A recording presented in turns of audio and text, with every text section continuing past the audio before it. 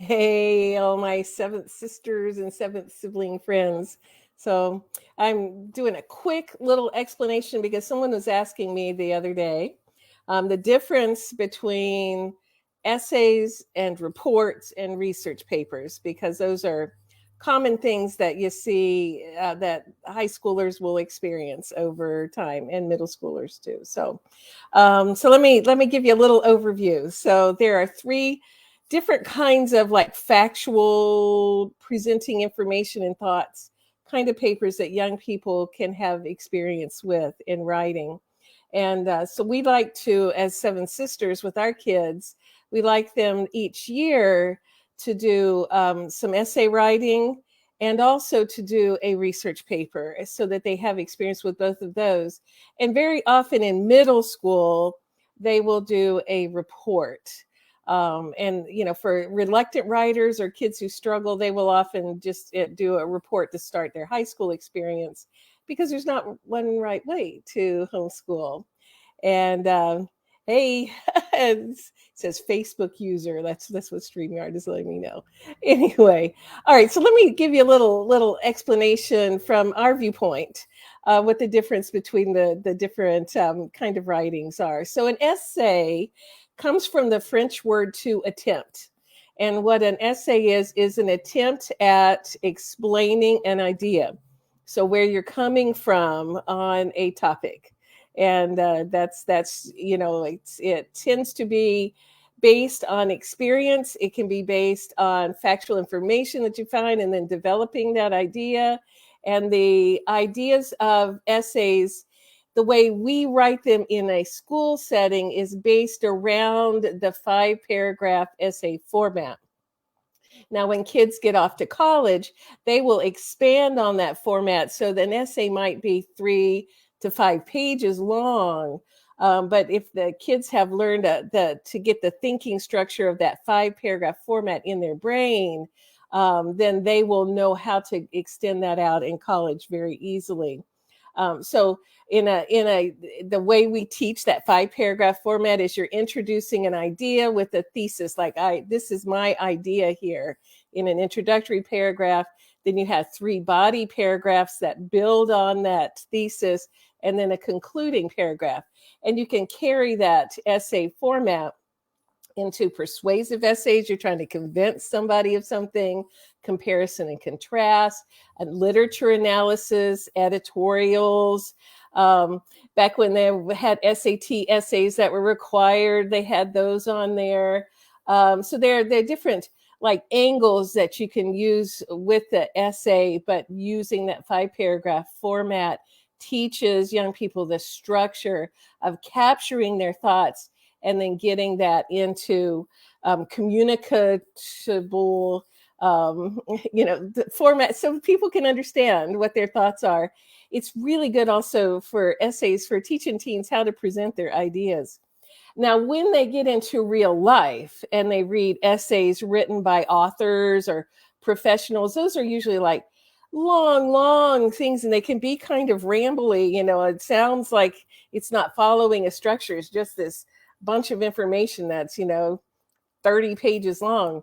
But when you go back into the roots, very often they are having a thesis and then defending that in body paragraphs and ending with a conclusion. So even a professional author, even though it might be huge, long writing, they're going to have some guts of that original 5 paragraph structure that's just been very much expanded on.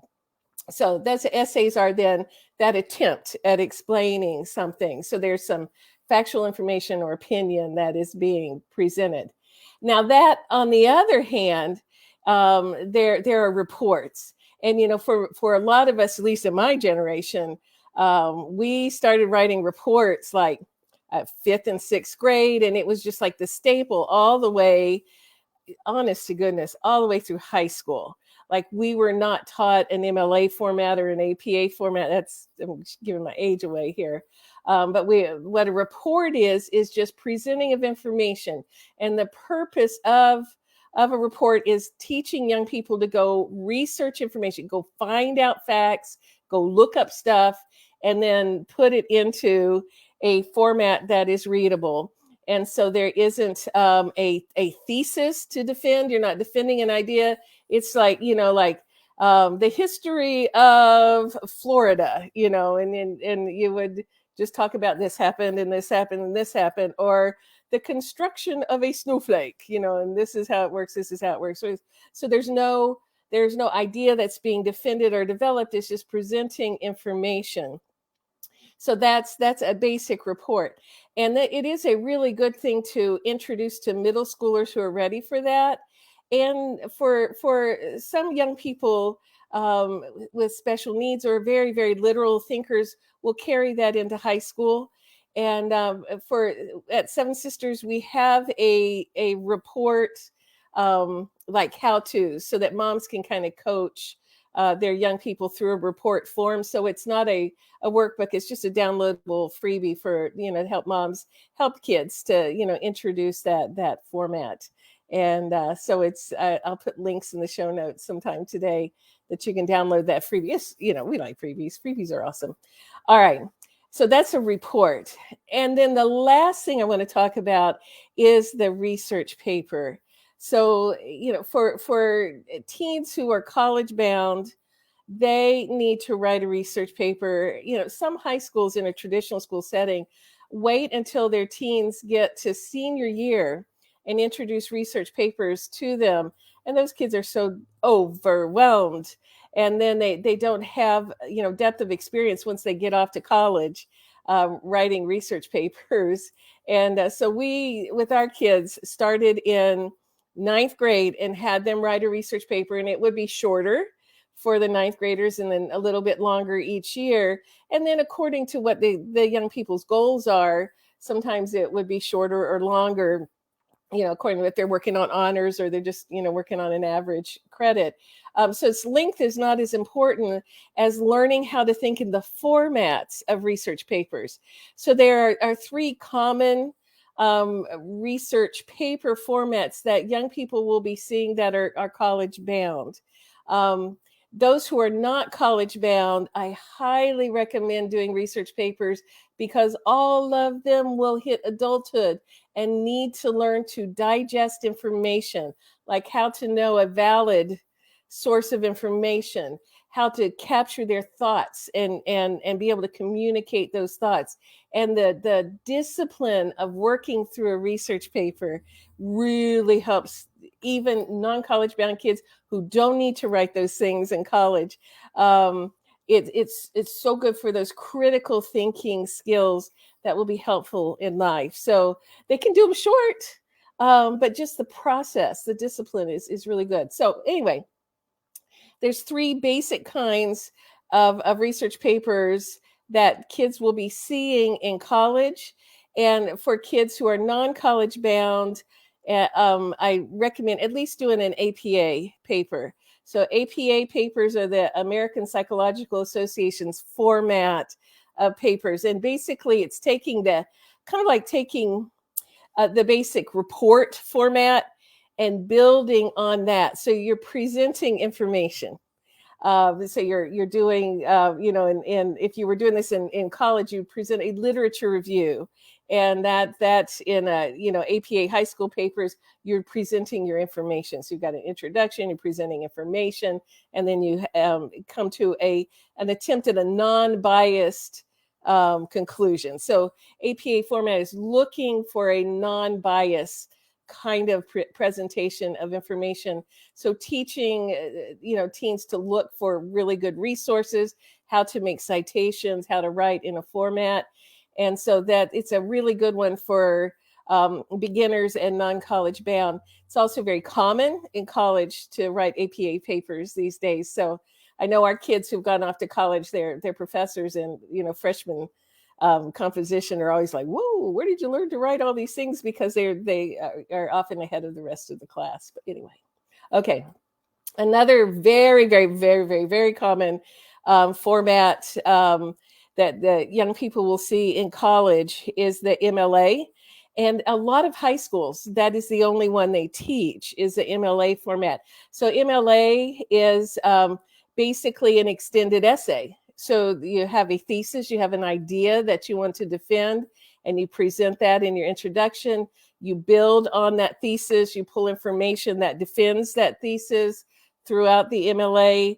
It works heavily on the skills of transitions, how to write transition sentences and words. So it's a very teaches the beautiful writing skills. It's a really good format for honing good communication in writing form, and then using the citations. So APA has one kind of citations, MLA have another. It's good to learn both, and to learn to cite, because that's so important. Credit where credit is due. So that college bound kids really should do some MLA. All right. And then the last one that college kids have been telling us for a number of years now, they needed more experience with, is the Chicago format. And so, they would get off, we know our APAs, we know our MLAs, but now we're writing Chicago format, in especially in their humanities, their history classes, we're running into more Chicagos. And so Chicago, is somewhere in between. I'd say it feels to me closer to APA.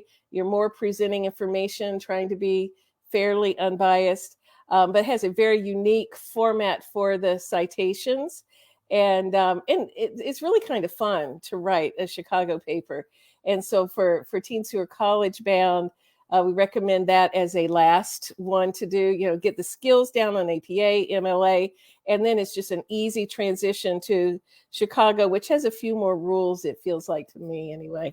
And so they've met several of the formats. Now, kids who go into studying a religion major, things like that, they may have a different format that they write their papers there, but we can't hit them all in high school, and they can easily build on their skills once they get there.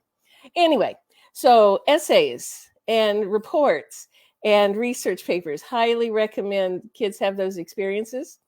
And if you've got questions, please feel free to throw them in the comments, and I'll put some links to some of the resources we have. And we appreciate you guys. I hope that you have time to fit in not just schoolwork, but also some fun this Christmas. All right. God bless you all. We'll talk to you later.